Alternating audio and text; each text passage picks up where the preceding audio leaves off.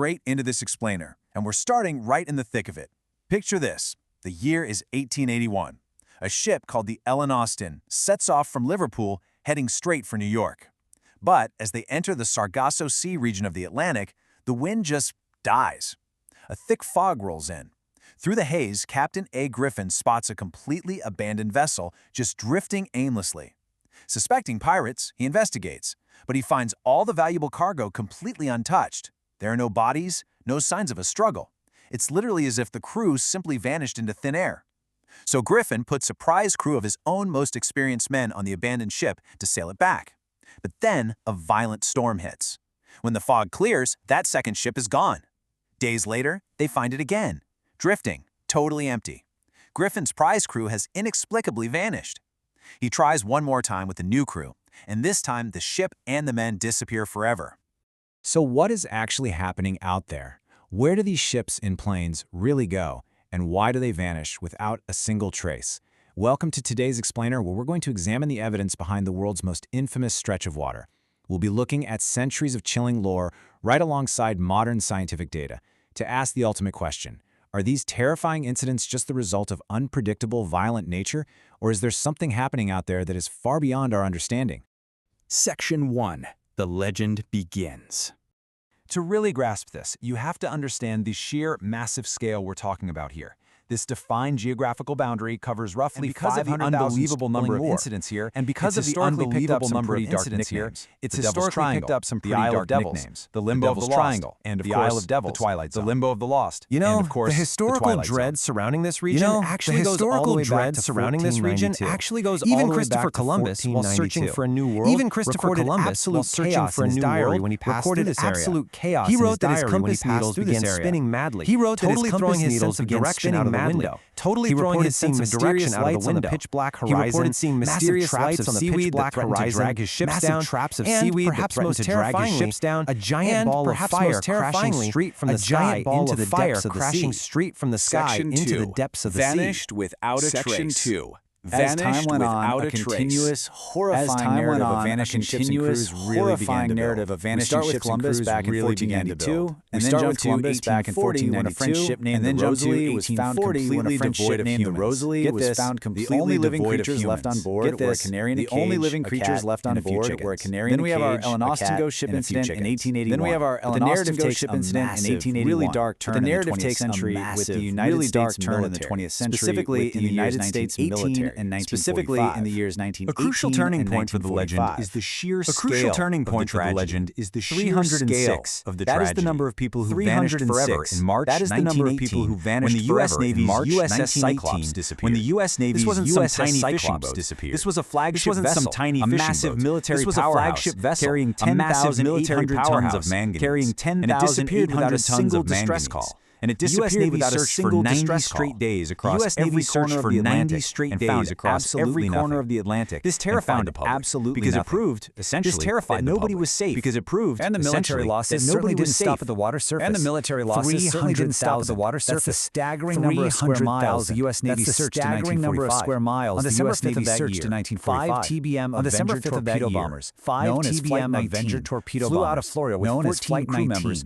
on what was supposed to be a routine training mission on what was supposed to be a routine training mission. The flight leader reported his compasses were spinning aimlessly. The flight leader reported his compasses were spinning aimlessly. Deployed the ocean simply looked and then wrong. They vanished from radar. In the sea. A rescue plane with 13 men on board was sent right after them that very night. 13 men on board was sent right after them that very night. Investigators literally said it was as if they had gone to Mars. Investigators literally said it was as if they had gone to Mars. Fueling the mystery. Section 3. So, with the military completely baffled, the public's imagination absolutely caught fire. The public's imagination absolutely caught fire. Who first coined the famous writer named Vincent Gaddis, who first coined the famous name we all know today, in a 1964 Pulp magazine article right in the middle of an era obsessed with sci-fi and mysteries. Right in the middle of an era obsessed with sci-fi and mysteries. Gaddis essentially later cemented globally by Charles Berlitz's 1974 massive bestseller, simply titled The Bermuda Triangle.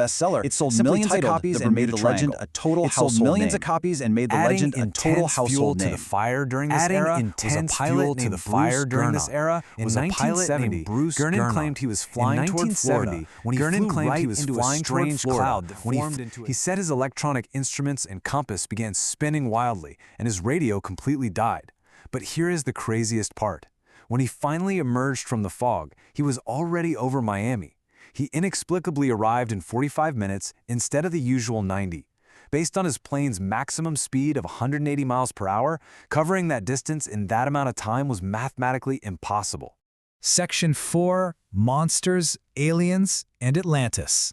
Now, when the laws of nature seem to just break down, human imagination rushes in to fill the gaps with the extraordinary. People started theorizing that wormholes were acting as doorways to parallel universes, trapping vanished crews.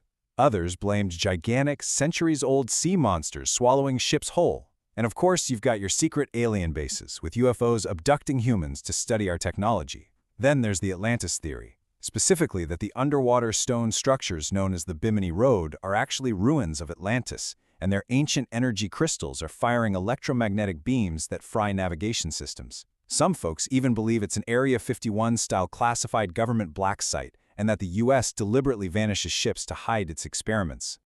Section 5: The Science of the Triangle. Okay, let's step back from the sci-fi for a second and look at the actual data.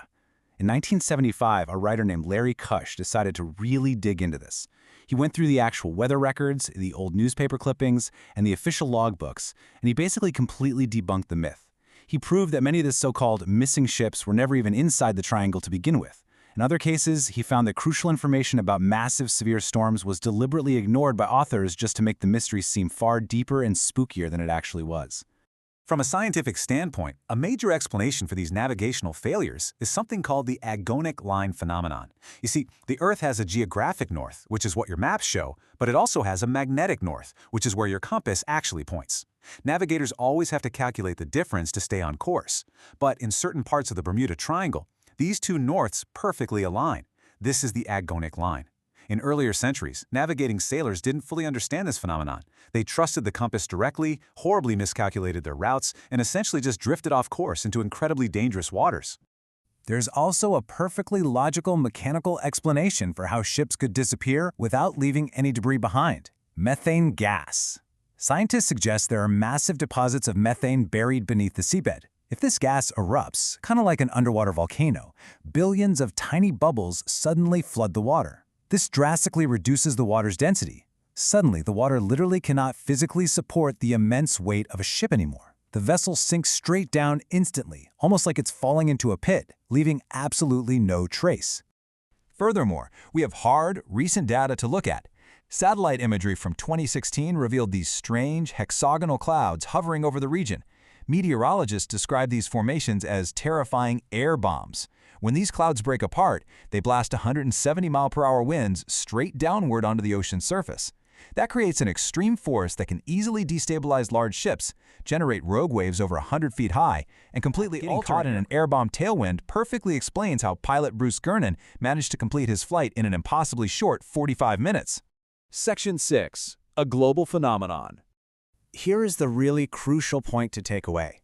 Official agencies like the National Oceanic and Atmospheric Administration, along with giant marine insurers like Lloyd's of London, confirm there is absolutely zero extra risk in this region.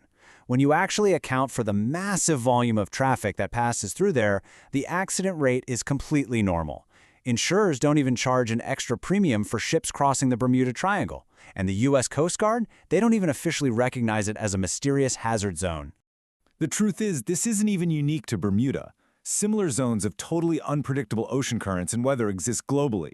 In the Pacific near Japan, you have the Dragon Triangle, where ships and planes also mysteriously vanish. Over in India's Odisha region, there's the Amarta region, known for incredibly similar strange events. And the most fascinating detail? All three of these regions, Bermuda, Dragon, and Amarta, sit at roughly the exact same latitude on the globe, meaning they are subject to the exact same unpredictable weather and current phenomena. Which leaves us with this final, pretty provocative thought for our explainer today. When you strip away the pulp magazines and the alien theories, you are left with extreme weather, agonic lines, and methane eruptions. So, is the true magic of the Bermuda Triangle not hidden deep in its waters, but rather in our own unyielding human desire to turn a natural tragedy into unforgettable folklore? The only real difference between the Bermuda Triangle and the rest of the ocean is that elsewhere, shipwrecks are just tragic news. But here, they become legends. Thanks for joining me on this deep dive, and remember to always keep questioning the world around you.